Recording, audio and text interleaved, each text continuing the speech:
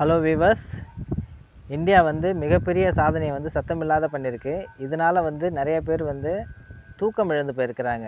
நிறைய பேருன்றத விட சில முக்கியமான கண்ட்ரிகள் சைனா, அமெரிக்கா, பாகிஸ்தான் இவர்களோட இதய துடிப்புலாம் வந்து எகிரிட்டு இருக்குது. அப்படி என்ன இந்தியா வந்து ஒரு சாதனையை பண்ணிச்சு அப்படின்னா வந்து அதோட சாதனை வந்து இப்போ தரையில் இல்லை, தண்ணிக்கடியில் இல்லை, வான்வெளியில் பண்ணியிருக்காங்க. பொதுவாகவே வந்து ஒவ்வொரு நாடும் வந்து இன்னொரு நாடை வந்து உளவு பார்த்துக்கிட்டே இருப்பாங்க.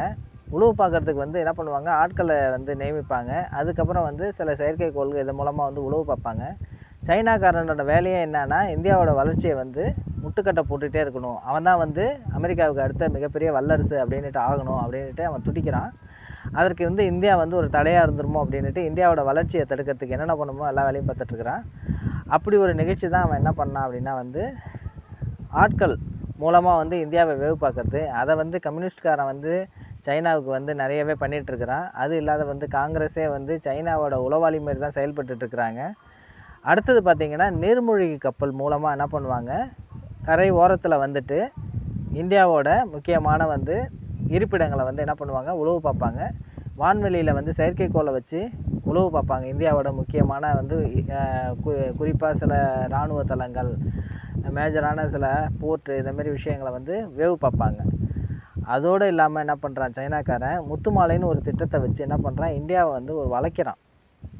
அதுக்கு வந்து பங்களாதேஷு, ஸ்ரீலங்கா, மாலத்தீவு, அதுக்கப்புறம் பாகிஸ்தான், இந்த மாதிரி ஒரு அல்லக்கை நாடுகள்லாம் வந்து உதவியாக இருந்தாங்க.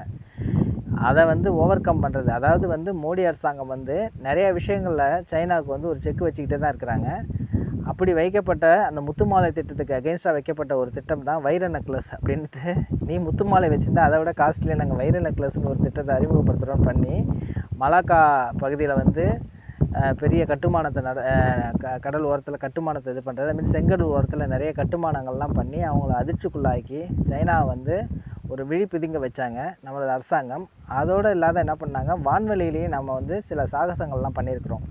நம்ம முன்னாடியே சொன்ன மாரி வந்து ஒவ்வொரு நாடும் வந்து கீழே வந்து தண்ணியில் தரையில் கண்காணிக்கிற மாரி வானத்துலேயும் இருந்துட்டு என்ன பண்ணுவாங்க, செயற்கைக்கோள், உளவு செயற்கைக்கோள் அப்படின்ற ஒரு செயற்கைக்கோளை அனுப்பி முக்கியமான இதை வந்து உளவு பார்ப்பாங்க. அப்படி உளவு பார்க்குறப்ப என்ன பண்ணுவாங்க, வல்லரசு நாடுகளான அமெரிக்கா, அதுக்கப்புறம் ரஷ்யா போன்ற நாடுகள், ஈவன் சீனா கூட என்ன பண்ணுவாங்க, தன்னோட எல்லையில் ஒரு உளவு சேட்டலைட் வந்ததுன்னா என்ன பண்ணுவாங்க, அதை உடச்சி போடுவாங்க.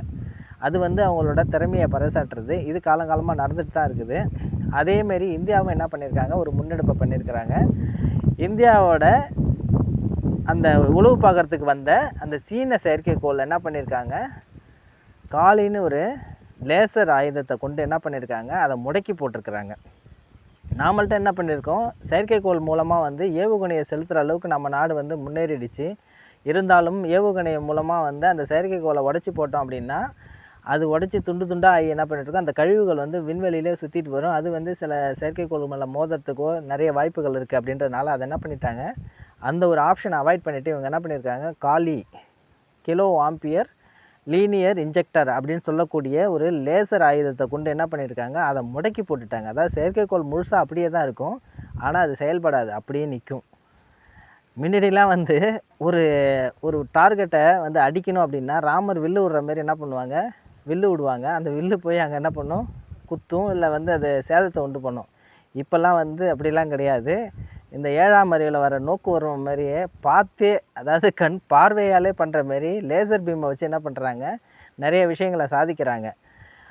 இப்போ இதனால் வந்து தூக்கம் கெட்டு போனது யாருக்கு அப்படின்னா வந்து பாகிஸ்தான்காரனுக்கு தான். ஏன்னா வந்து சாதாரண ஒரு பிரம்மோஸே அவனால் வந்து தாங்க முடியல.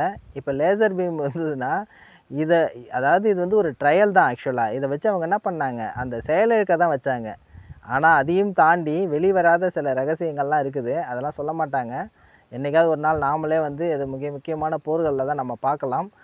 அந்த ஆயுதங்கள்லாம் லேசர் மூலமாக வந்து உருக்கி எடுத்துடுவாங்க. ஆக்சுவலாக அந்த லேசருக்கு பீமை பாஸ் பண்ணிவிட்டு என்ன பண்ணிடுவாங்க, அவங்களோட ஆயுதங்கள், விமானங்கள், டாங்கிகள் எல்லாத்தையும் வந்து உருக்கக்கூடிய அளவுக்கெல்லாம் இந்தியாவிட்ட இருக்குது அப்படின்ற மாதிரி சொல்லிக்கிறாங்க.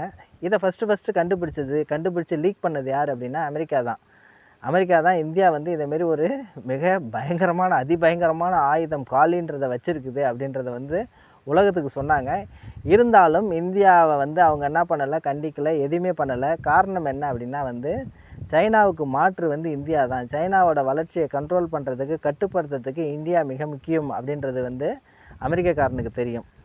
இப்போ இதில் இன்ட்ரெஸ்டிங்கான இன்னொரு விஷயம் என்ன அப்படின்னா வந்து, இஸ்ரேல்காரனே இப்போ அயன் பீம் அப்படின்ட்டு என்ன பண்ணிகிட்ருக்கான், இந்த மாதிரி ஒரு லேசர் ஆயுதத்தை கண்டுபிடிச்சி அதாவது ட்ரையலில் தான் இருக்குது, அவன் டெஸ்டிங் ஃபேஸில் தான் இருக்குது. ஆனால் இந்தியா அதுக்கு முன்னாடியே சாதிச்சிடுச்சு. மிக நவீன ஆயுதங்கள்லாம் வந்து அதிகமாக இருக்கக்கூடிய ஒரு நாடு அப்படின்னு பார்த்திங்கன்னா, ஆயுதங்கள் ஃபுல்லாகவே பார்த்திங்கன்னா இஸ்ரேல். ஆனால் இப்போ வந்து அதையும் தாண்டிலாம் வந்து நம்மள்ட்ட வந்து அதிநவீன ஆயுதங்கள், கொடூரமான ஆயுதங்கள்லாம் இருக்கிறதா வந்து உலக நாடுகள் வந்து சந்தேகப்படுறாங்க. அதுக்கு ஒரு மிக முக்கிய காரணம் F-35 வந்து என்ன ஆச்சு, அதாவது ஸ்டெல்த் டெக்னாலஜி விமானம் திருவனந்தபுரத்தில், அதாவது ஏரியா தாண்டி உள்ளார வந்துட்டான். அவன் வந்தவனே வந்து இப்போ என்ட்ரானவனே வந்து இந்திய ரேடார் வந்து கண்டுபிடிச்சிட்டு வந்து, நீ தவறி வந்துட்டுன்னா போயிடு, இல்லைனா சுட்டு வைத்திரும் அப்படின்னு. இல்லை பெட்ரோல் தீர்ந்து போச்சு, நாங்கள் இறங்கிறதுக்கு வரோம், திருவனந்தபுரத்தில் இறங்கிறதுக்கு பர்மிஷன் கொடுன்னு இறங்கின விமானத்தை வந்து அவனால் வந்து சரியே பண்ண முடியல. அக்கு வேற ஆணி வேற எடுத்துகிட்டு தான் போகிறான். ஸோ இதெல்லாம் வந்து அவங்களுக்கு வந்து என்னென்னா ஒரு சந்தேகத்தை உண்டு பண்ணுது. இந்தியாவிட்ட வந்து மிக அதிநவீனமான, நாம் நினச்சி பார்க்க முடியாத ஆயுதங்கள்லாம் இருக்குன்ற ஒரு பயத்தையும் ஒரு அதிர்ச்சியும் அவங்களுக்கு கொடுக்குது. இதனால் வந்து அதிகமான தூக்கத்தை இழந்தது யார் அப்படின்னா வந்து சைனாக்காரனும் பாகிஸ்தான்காரனும் தான். இனி வந்து அவனுங்க வாயால் வந்து விரட்டலாம் போகலாமே தவிர, அவனுங்களால் வந்து இந்திய எல்லையை கூட வந்து தொடக்கூட முடியாது. காளி இதை விட மிகப்பெரிய காளி, மகாகாளி கூட இருக்கலாம். பாருங்கள், இதுக்கெல்லாம் மிக முக்கியமான காரணம் என்ன அப்படின்னா வந்து மேக் இன் இந்தியா அப்படின்ற ஒரு திட்டம் தான். அந்த மேக் இன் இந்தியா திட்டம் வந்து கொடுத்த ஒரு எழுச்சி தான் என்ன பண்ணிகிட்ருக்காங்க, நிறைய வந்து இதேமாரி ஆர்வலர்கள் என்ன பண்ணிகிட்ருக்காங்க, நிறைய இதேமாரி இன்வென்ட் பண்ணி இந்தியாவோட பாதுகாப்பை வந்து பலப்படுத்தியிருக்கிறாங்க. இதற்கு முன்னாடி வந்து நாம் வந்து என்ன சொல்லிகிட்டு இருந்தோம் அப்படின்னா வந்து, எதையுமே வந்து லாக்கி இல்லாதவனுக்கு என்ன ராக்கெட்டு தேவை, கழிப்பறை கூட ஒழுங்காக கட்டாதவனுக்கு இல்லாத ஒரு நாட்டில் வந்து ராக்கெட்லாம் தேவையா அப்படின்லாம் கிண்டல் பண்ணிகிட்டு இருந்தோம். இப்போ அந்த விண்வெளியில் தான் நம்ம என்ன பண்ணிடுறோம், எல்லா நாடுகள் மாதிரி ஆதிக்கம் செலுத்தி என்ன பண்ணிருக்கோம், அமெரிக்கா, ரஷ்யா, சைனா, அதுக்கப்புறம் வந்து இந்தியா அப்படின்றத தாண்டி அந்த வல்லரசுகள் நிலையில் நாமளும் வந்து என்ன பண்ணிருக்கோம், அதே நிலையில் ஈக்குவலாக இருக்கிறோம். இப்போ கடல் மூலமாகவும் நாம் வந்து நிறைய பாதுகாப்பு இதெல்லாம் பண்ணியிருக்கிறோம், ஏற்பாடுகளை பண்ணியிருக்காங்க. தரை மூலமாகவும் ஏற்பாடுகள் பண்ணியிருக்காங்க, வான்வெளியிலையும் ஏற்பாடு பண்ணியிருக்காங்க. இப்போ வான்வெளின்றது ஒரு குறிப்பிட்ட ஏரியா, அதை தாண்டி போகிறது தான் விண்வெளி. அதை புவியீர்ப்பு தாண்டி அந்த விண்வெளியிலையும் செயற்கைக்கோள் மூலமாக என்ன பண்ணியிருக்காங்க, இந்தியாவை வந்து ப்ரொடெக்ட் பண்ணிகிட்ருக்குறாங்க. எவ்வளோ பெரிய ஒரு விஷயம், மிகப்பெரிய ஒரு பங்களிப்பை கொடுத்த நமது விஞ்ஞானிகளுக்கும், இதை வந்து பக்கபலமாக இவ்வளோ பெரிய தொழில்நுட்பத்தை வந்து உருவாக்கி இந்தியாவோட இராணுவ பலத்தை அதிகரித்து இந்தியாவை வந்து ஒரு வல்லரசு நாடாகவே வச்சுருக்கிறதுக்கு மிக உறுதுணையாக இருக்கக்கூடிய எல்லா இன்வென்டருக்கும் இப்போ நம்ம வந்து நன்றியை சொல்லுவோம். நிறைய விஷயங்கள் இதுமாரிலாம் இருக்குது, கொஞ்சம் கொஞ்சமாக வெளியில் வரும், வெளியே வர ஒன்று ஒன்றா பார்ப்போம். நன்றி, வணக்கம், ஜெய்ஹிந்த்.